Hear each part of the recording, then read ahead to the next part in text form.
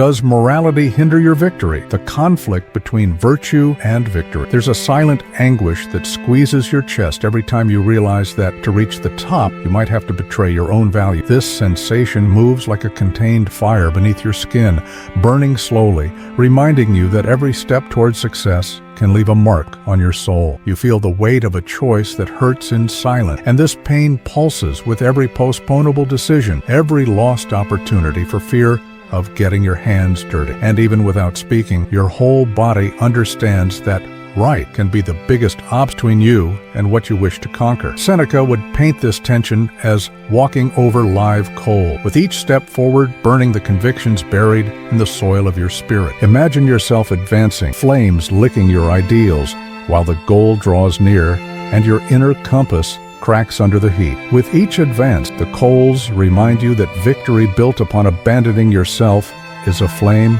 about to consume the safe harbor of your integrity. And in this labyrinth of heat and fear, the mind seeks an exit that leaves no deep scar. Epictetus whispers to us through the centuries that it is not the acts themselves, but our judgment about them that enslaves us. The morality you carry can be your ally or your prison, depending on who defined it first. Is the weight of this judgment truly yours, forged by your own inner compass, or a set of rules inherited from voices that never dared to cross their own fire? This doubt echoes within you, challenging every conviction that seemed unshakable. To what extent do you allow what should be to prevent what can be done? This question reverberates like a drum in the silence of your conscience, calling you to face the exact point where virtue transforms into shackles and victory slips through your fingers. In this encounter between flame and shadow, the true challenge is born to discover if it's possible to win without sacrificing the brilliance of your soul. 1. The hidden wound of I can't. There's a somber guilt that settles in the silence of your chest every time you refuse an advantage because it's the right thing to do. You feel an invisible weight gripping your stomach, a faint knot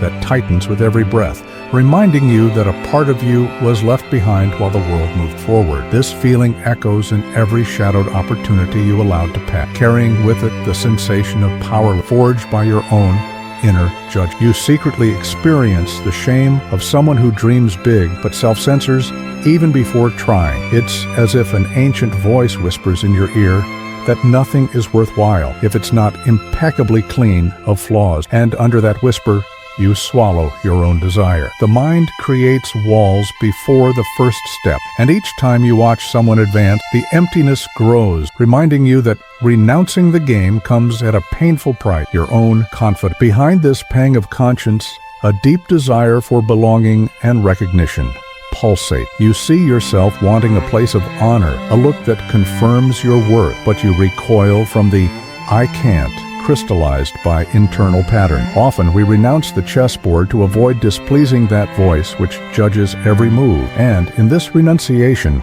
we let slip the chance to prove the strength that lives within us. And in recognizing this wound, a spark of courage emerged, the perception that without crossing the fear of I can't, there is no victory that can heal the loneliness of your own silence. 2. The misunderstood Stoic, virtue versus inertia. There's a profound misconception when we confuse integrity with immobility, as if staying true to one's principles required remaining silent in the face of opportunity. Virtue, far from being a paralyzing burden, should be the force that propels action aligned with your essence. However, many cling to the idea that the ideal is only fulfilled in absolute perfection, and thus decisions remain suspended in a limbo of doubt while the world keeps moving. Seneca warned that wisdom without action is merely vanity, and this warning resonates like a gentle blow to those who believe that overthinking equates to acting righteous. True courage lies in approaching the fire without allowing it to consume your soul. It is walking on coals with purpose, not retreating from the heat. Virtue demands movement, even when every step feels uncomfortable.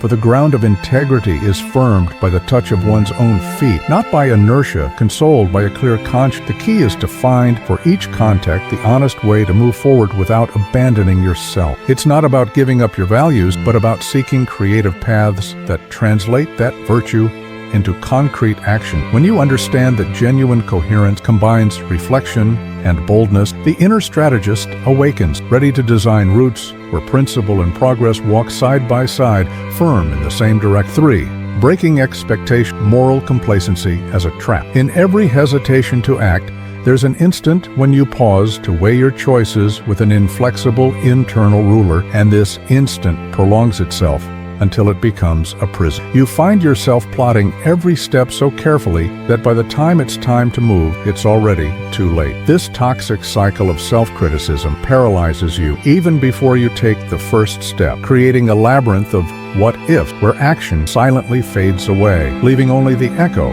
of the fear of failure. It's like trying to cross a river by measuring every stone without ever feeling the water on your feet. While you focus on evaluating each stone, its size, its stability, its distance, the current carries your dreams downstream. The analogy reveals the trap of moral complacence. The pursuit of the perfect decision prevents natural progress, and the ideal of always acting right turns into an obstacle to any move. Such an internal ruler might have been sculpted by you or inherited from ancient voices that never drank from the river of their own experience. Are the demands that block your step a result of your truth or mere external impressions that infiltrated your consciousness? This intimate reflection calls you to recognize the origin of your own limit, questioning whether it's worth carrying a morality that hinders as much as it liberates. Identifying this trap is awakening to a new sense of courage, the ability to act even when the internal ruler still vibrates with doubt. By taking the first step, you demonstrate that virtue doesn't have to be synonymous with immobility, but can flourish in the act of crossing the river, feeling the water on your feet and embracing life as it flows in constant change. 4. Practical exercise, the principle of honest deviation. Ethical creativity emerges when you find a middle ground between obligation and outcome, deviating from the path without betraying your essence. Imagine the fluidity of a river that flows around a stone instead of crashing against it with brute force. And by adopting this spirit, you apply the honest deviation, an inventive gesture that achieves the goal without renouncing your principle. In this movement, the mind opens to solutions beyond the binary of right and wrong, revealing silent shortcuts that respect purpose without succumbing to moral rigidity. There was a businessman who needed to adjust a contract without lying, redesigning clauses to balance client expectation and protect his reputation. He didn't abandon transparency, but realigned terms, using words that reflected the same truth in another form. The result transcended the initial agreement. It reinforced mutual trust and demonstrated that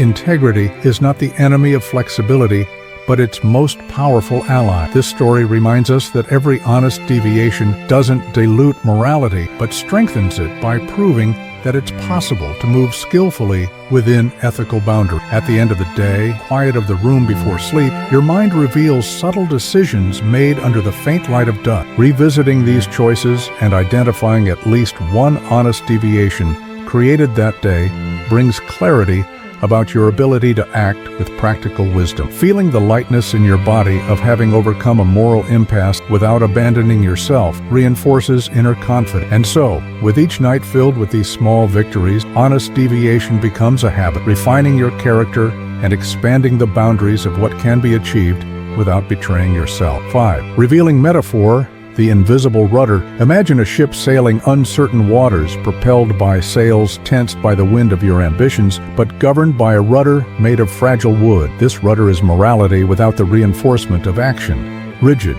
dry, unable to withstand storms without breaking at the first strong gust. You perceive the boat oscillating, spinning out of control, when you try to steer solely by principles that haven't received the practical care of someone who dives into the sea of life. The fracture of the rudder represents the moment when ethic, without adapting to context, becomes an obstacle instead of a guide. Observing this scenario, you realize that strengthening the rudder doesn't mean replacing it, but coating it with the fibers of experience and courage. It's nurturing morality with bold gesture, reinforcing values through daily practice, allowing each honest decision to add layers of resilience to the rudder. When the water hits hard, it's not abandoning the inner compass that saved, but the ability to adjust the helm with firm hand, knowing that the axis was consolidated in small acts of faith in one's own integrity. And now, facing this ship that is yourself, a question echoes in the waves within you. How can you strengthen the rudder so that it steers your ship towards victory without hiding below deck? In this gentle questioning, you find the invitation to reinforce, step by step, the union between what you believe and what you do, ensuring that no wind, however strong, has the power to subvert the course charted by your own truth. Forging the integral strategy. Seneca reminds us that virtue does not demand the sacrifice of efficacy, but rather the courage to act. And these words now sound like a gentle clarion call deep within your soul. Honest victory is born when every step is taken with integrity, without denying the power of purpose or succumbing to the weight of convention. In this balance, triumph ceases to be a distant trophy and becomes an expression of the inner strength you cultivated by strengthening your invisible rudder. Cicero reminds us that true greatness lies in conquering without corrupting the soul, showing that the most lasting victory is one that leaves no scars of regret. Every honest deviation, every courageous choice, every advance aligned with your values builds a silent legacy, solid as foundations erected on firm ground. It is on this terrain of coherence that you build your inner empire, unshakable in the face of external storm. With each sunrise, renew the pact with yourself. May today's actions reflect the dignity